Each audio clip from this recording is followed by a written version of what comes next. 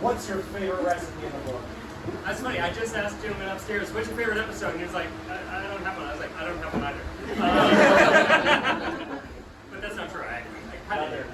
But when it comes to recipes in the book, to eat, I think it's probably the pecan pie. It's simple. It's like something that I already kind of know and love, and it's better than most modern pecan pies. But when it comes to like the history and everything around it, I really like the flavor is good.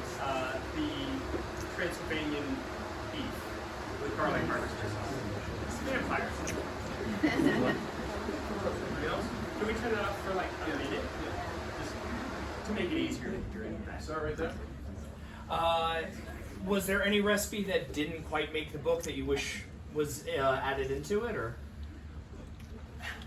Not really, because when I started working on the book, there was, I mean, almost everything from the show up to that point made it into the book, because I was like, I'd only made, like 100 episodes at that point. So it was more after the fact. I was like, oh man, I wish I was writing it now. I would put this in. I'll have to wait for the next book. Miss. Thank you. Is there a favorite time period? And did you have a favorite one going into the book, and has that changed? So my favorite time period didn't make it in the book because there aren't really recipes from that time. Though I will end up doing an episode probably next year about it. But my favorite time period is the 1050s and 1060s in England. The Norman invasion, that whole transition from Anglo-Saxon to Norman England. But for food and everything, I just love the Georgian era, and into like the Regency period, pre-Napoleon England kind of thing. The opulence, the food was just like fantastic if you were rich. And that caveat goes for every time, even now. But I just love that time period because I feel like I could go back then and like dress nice, and I think I would fit in. Outfit. We got it.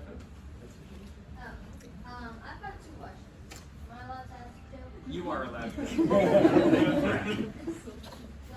But that's funny because I just did another signing in Boston, and every single person had 2 questions. Every single person.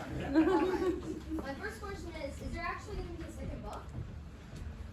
I'm going to say 95% yes. Actually, this is my editor right here, and so he's going to say 100% yes. My second question is, have you done an episode on the hamburger? No, but I'm going to. I was going to last 4th of July because I had planned on being where the first hamburger was made. It's not true, but then my schedule changed and it kind of fell apart. But so it'll probably be next 4th of July. Okay. The lady behind. Having spent a few years in Disney Entertainment in California myself, it's really hard for me to leave that comfort and security. After all this time, how are you feeling with that? Great. I'm kind of, I get the best of both worlds because Jose still works for Disney. So we still have passes to Disneyland. He was on the studio lot yesterday for the 100th anniversary of the Walt Disney Company and was sending me all the stuff, and he's like, look at all the stuff I bought. At my work that takes all of my money back from just to buy merchandise. But yeah. No. Did you pick the recipes based on culture significance or just by whatever episode? So most of it was just pick everything that I had made an episode about at that point in time. I wish I was more like, but later on in the process, especially picking the recipes that were not yet in the show, there are new recipes in there, then it became more, okay, what culture haven't I covered? What type of food do I need to cover? Because I like desserts. And if the show had gone my way, well, it was only going to be desserts. Medieval food. It would have been a very short-lived show, but I couldn't only have desserts in the book. So almost everything that we like came up with after the fact was like, we need something savory. You gotta have a soup. Sir, yeah. Have you had a chance yet to meet the other historical cooks, such as Townsend's or Chef Stabe from A Taste of History? Not in person. Townsend's and I have talked many times. We want to do something together, but you know, he lives in rural Indiana, so it's a. I'm going to meet Townsend's. It's not something that is too easy. I actually have never talked to Chef Stabe. I am going to be meeting. I don't know if you know Michael Twitty. He does a lot of African American food, the history of African food as well. He's coming to LA, so we're going to do some stuff together, I think. But you know, it's hard because like online it looks like we're kind of all in the same, but we don't live near each other. And it's a very insulated lifestyle. I rarely get out of the house. That's why I'm so pale. So, I would like to, but it's hard. Is there a food that you started working on an episode for, but then it just fell through for some reason, like you couldn't make the recipe work, or there just wasn't enough history on it? I want to say hundreds, probably close to 100, lots, and it's almost always because of the history. Because I'll muddle my way through any recipe. You know, there's only a few things where it's like I do not have the skill to do this, and it's usually some opulent baking, like a cooking cake or something like that. But anything else, I'm like, I'm going to make this no matter what it turns out like, because the history is really what I'm focused on. And that's usually why something falls apart, and it happens all the time, every other week. Is I get 2 or 3 hours into research, and it's like, there's not enough here. But during that research, I always find something else, because it's never wasted time. And that's how the peanut butter and jelly sandwich episode ended up happening, because I was just focused on the history of peanut butter, and then I was like, well, there's actually a lot more here. There's not enough for this episode, but there's more if I kind of branch out. Guys, Richard, this. I noticed with like your second story video, you incorporated some B-roll here in Indiana eating different styles of cake.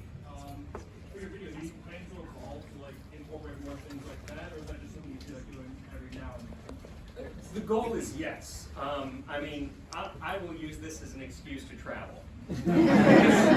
Like, if I had my druthers, a third of the year I would just spend traveling. I have found that it's really, really hard for me to actually film on location. I tried. I don't have the technical skills. I'm only me, so you know, I can't make a 20-minute video like that. So it's very hard.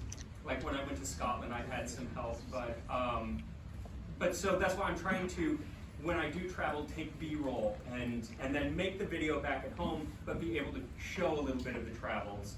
I have a JFK video coming up. I was just in Dallas yesterday for an entire JFK experience. That's going to be a video. I didn't make the video there, made it at home, but you'll see a lot of what I did. Sir, I'm sorry, you all get it? Okay. If you could time travel to any era and try to do it authentically, where would you go and why?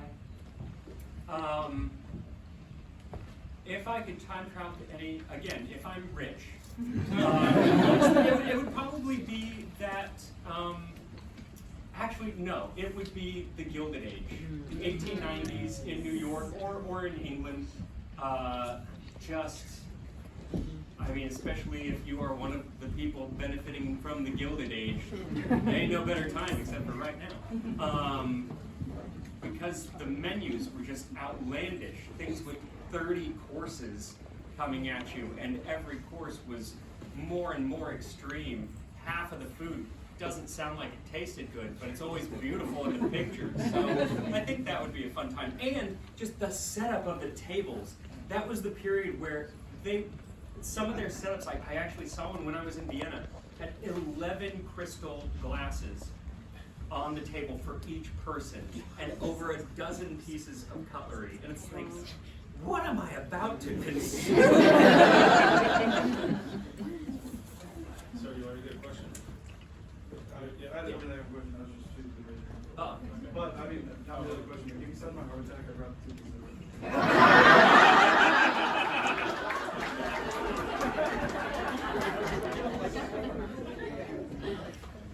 Apicius or Escoffier? To actually eat a Escoffier, to study Apicius. Me? How do you do your research for your episodes? We don't have that long. It's a long process and it's varied. But in short, after existential dread of not being able to figure out what I want to make an episode about, and that happens every week, I usually either reference an article that I read, or an email that somebody sent me, or some idea that has popped into my head, or I go to one of my many books on the shelf and just flip through until I find something that I'm like, oh, that's interesting. And then from there, my first stop is Wikipedia. Because it has, Wikipedia has the surface, all of the dust up here. But then at the bottom of each article, there's a bibliography that has scholarly articles or actual newspaper articles and first-person accounts. And so you can go in there, and then those books will have bibliographies. And so then it just drills down and down and down. And usually on that journey, I'm taking notes for other episodes that when I have that existential dread, then I can reference and be like, oh yeah, I read, there was a really interesting thing, and now I'm going to do an episode on it. So this series is never ever going to end, is it? I hope so, but not for a long time. When you're not thinking of YouTube episodes and stuff like that, what's your favorite go-to snack? Not thinking of YouTube episodes. I know what that is.